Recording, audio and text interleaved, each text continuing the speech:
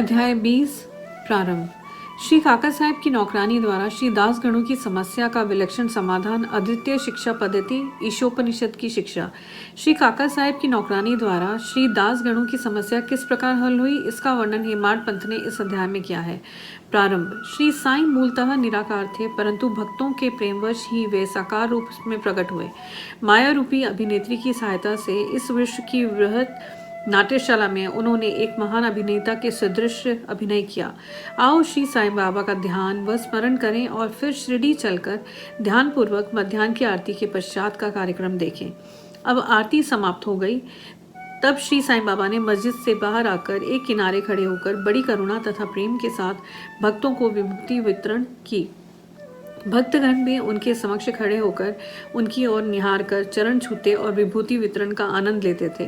बाबा दोनों हाथों से भक्तों को उदी देते और अपने हाथ से उनके मस्तक पर उदी का टीका लगाते थे। बाबा के हृदय में भक्तों के प्रति असीम प्रेम था। वे भक्तों को प्रेम से संबोधित करते। ओ भाऊ, अब जाओ भोजन करो। अन्ना, तुम भी अपने घर जाओ। बापू, तू भी जा और भोजन कर। इसी प्रकार वे प्रत्येक भक्त से संभाषण करते और उन्हें घर लौटाया करते थे। आहा, क्या दिन थे वो, जो अस्त हुए तो ऐसे कि फिर इस जीवन में कभी ना मिले। यदि तुम कल्पना करो तो अभी भी उसका आनंद अनुभव कर सकते हो। अब हम साईं की आनंदमय मूर्ति का ध्यान कर नम्रता, प्रेम और आदर पूर्वक उनकी चरण वंदना कर इस अध्याय की कथा का आरंभ करते हैं। ईशोपनिषद। एक समय श्री दासगणों ने ईशोपनिषद पर टीका ईश्वरास्य भावार्थ बोधिनी लिखना प्रारंभ किया। वर्णन करने से पूर्व उपनिषद का संक्षिप्त परिचय भी देना आवश्यक है। इसमें वैदिक संहिता के मंत्रों का समावेश होने के कारण इसे मंत्रोपनिषद भी कहते हैं और साथ ही इसमें यजुर्वेद के अंतिम 40वें अध्याय का अंश सम्मिलित होने के कारण यह वाजसनेयी यजु संहितोपनिषद के नाम से भी प्रसिद्ध है।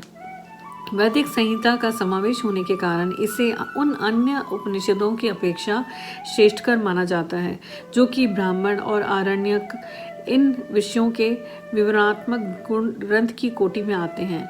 इतना ही नहीं, अन्य उपनिषदों तो केवल ईशोपनिषद में वर्णित गूढ़ तत्वों तक पर ही आधारित टीकाएं हैं। पंडित सातवलेकर द्वारा रचित बृहदारण्यक उपनिषद एवं ईशोपनिषद की टीका प्रचलित टीकाओं में से सबसे श्रेष्ठ मानी जाती है।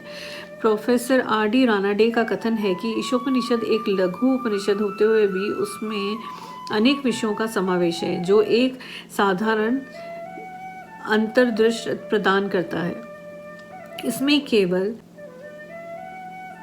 18 श्लोकों में ही आत्मतत्व वर्णन, एक आदर्श संत की जीवनी को आकर्षण और कष्टों के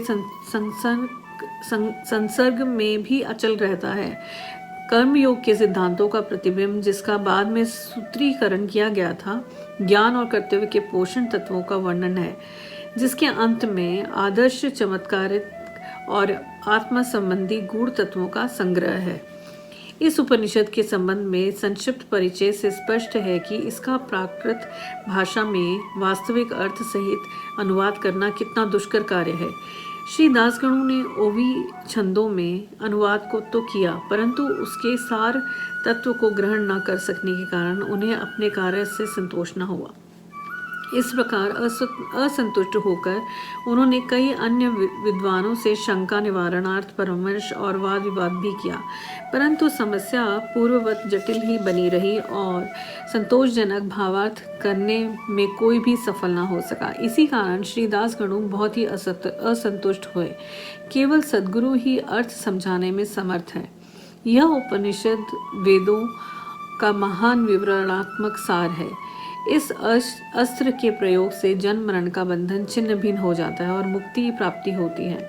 अतः श्री दासगणों को विचार आया कि जिसे आत्म साक्षात्कार हो चुका हो, केवल वही इस उपनिषद का वास्तविक अर्थ कर सकता है। जब कोई भी उनकी शंका का निवारण ना कर सका तो उन्होंने शिरडी जाकर बाबा के दर्शन करने का निश्चय किया। जब उन्हें शिरडी जाने का शुभ अवसर प्राप्त हुआ तो उन्होंने बाबा से भेंट की और चरण वंदना करने के पश्चात उपनिषद में आई हुई कठिनाई उनके समक्ष रखकर उनसे हल करने की प्रार्थना की। श्री साईं बाबा ने आशीर्वाद देकर कहा कि चिंता करने की कोई आवश्यकता नहीं, उसमें कठिनाई ही क्या है।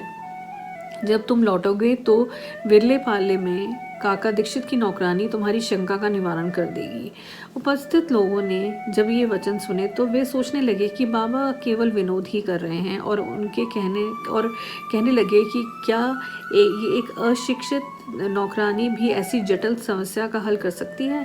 परंतु दास गणों को तो पूर्ण विश्वास था कि बाबा के वचन कभी असत्य नहीं हो सकते, क्योंकि बाबा के वचन तो साक्षात ब्रह्म वाक्य ही हैं। काका की नौकरानी बाबा के वचनों से पूर्ण विश्वास करके शिरडी से विरले पाले मुंबई के उपनगर में पहुंचकर काका दीक्षित के यहाँ ठहरे। दूसरे दिन दासगणु सुबह ही की मीठी नींद का आनंद ले रहे थे, तभी उन्हें एक निर्धन बालिका के सुंदर संगीत का स्पष्ट और मधुर स्वर सुनाई पड़ा। गीत का मुख्य विषय था एक लाल रंग की साड़ी, वह कितनी सुंदर थी, उसका जरी का आंचल कितना बढ़िया था, उसके छोर और किनारे कितने कितने सुंदर थे इत्यादि। उन्हें यह गीत अति रुचिकर प्रतीत हुआ।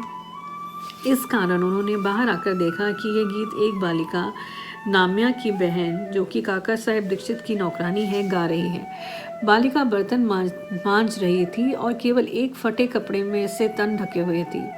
इतनी दरिद्र परिस्थिति में भी उसकी प्रसन्न मुद्रा देखकर श्री दासगणु को दया आ गई और दूसरे दिन श्री दासगणु ने श्री एम.वी. प्रधान से उस निर्धन बालिका को एक उत्तम साड़ी देने की प्रार्थना की।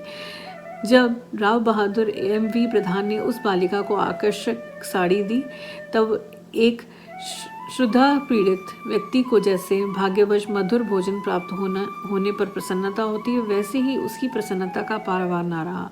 दूसरे दिन उसने नई साड़ी पहनी और अत्यंत हर्षित होकर नाचने कूदने लगी एवं अन्य बालिकाओं के साथ एक फुगड़ी खेलने में मग्न रही। अगले दिन उसने नई साड़ी संभाल कर संदूक में रख दी और पूर्ववत फटे पुराने कपड़े पहनकर आई। फिर भी पिछले दिन के समान ही प्रसन्न दिखाई दी। यह देखकर श्री दासगणु की दया आश्चर्य में परिणित हो गई।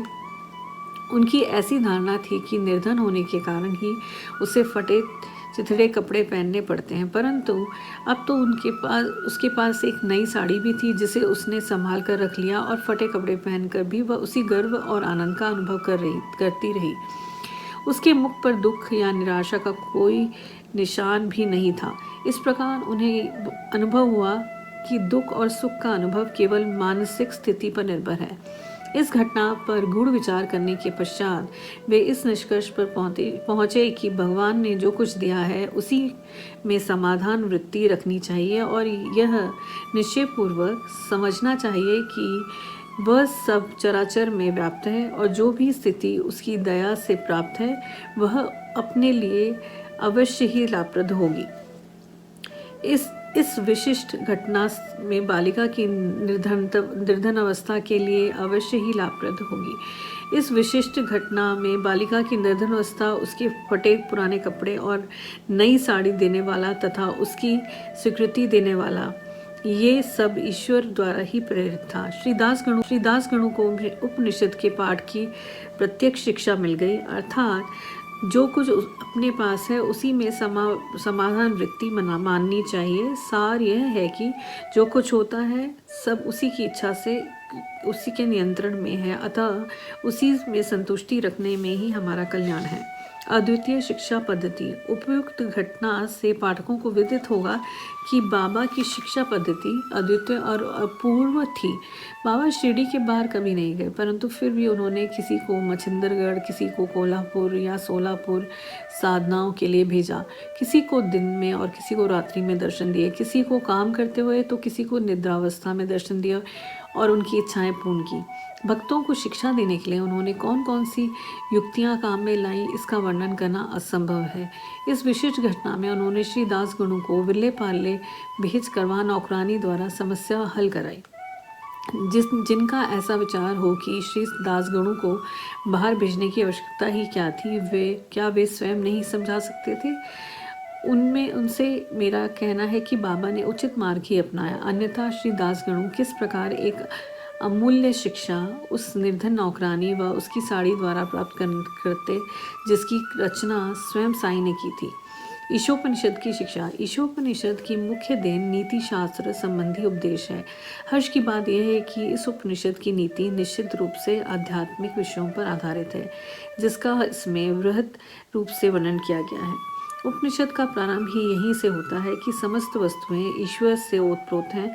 यह आत्म विषयक स्थिति का एक उप सिद्धांत है और जो नीति संबंधी उपदेश उससे ग्रहण करने योग्य है वह यह है कि जो कुछ ईश्वर कृपा से प्राप्त है उसमें ही आनंद मनाना चाहिए और दृढ़ भावना रखनी चाहिए कि ईश्वर ही सर्वशक्तिमान है, इसलिए जो कुछ उसने दिया है वही हमारे लिए उपयुक्त है।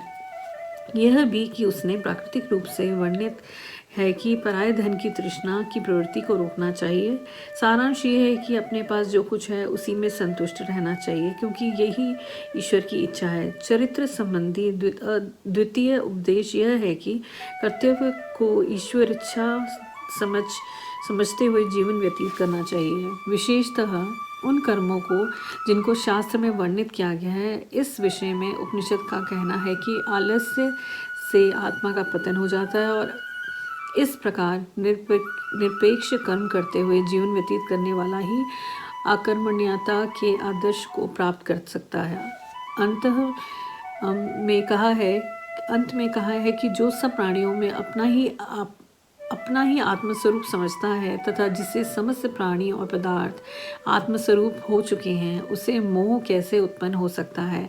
ऐसे व्यक्ति को दुख का कोई कारण नहीं हो सकता। सर्वभूतों में आत्मदर्शन न कर सकने के कारण भिन्न भिन्न प्रकार के शोक, मोह और दुखों की वृद्धि होती है। जिसके लिए सब वस्तुएं आत्मस्वरूप बन गई हो, वह अन्य सामान्य मनुष्यों का छिद्रांशोवेशन क्यों करे। श्री सद्गुरु साईनाथ अर्पणमस्तु। शुभम भवतु। ओम साई राम।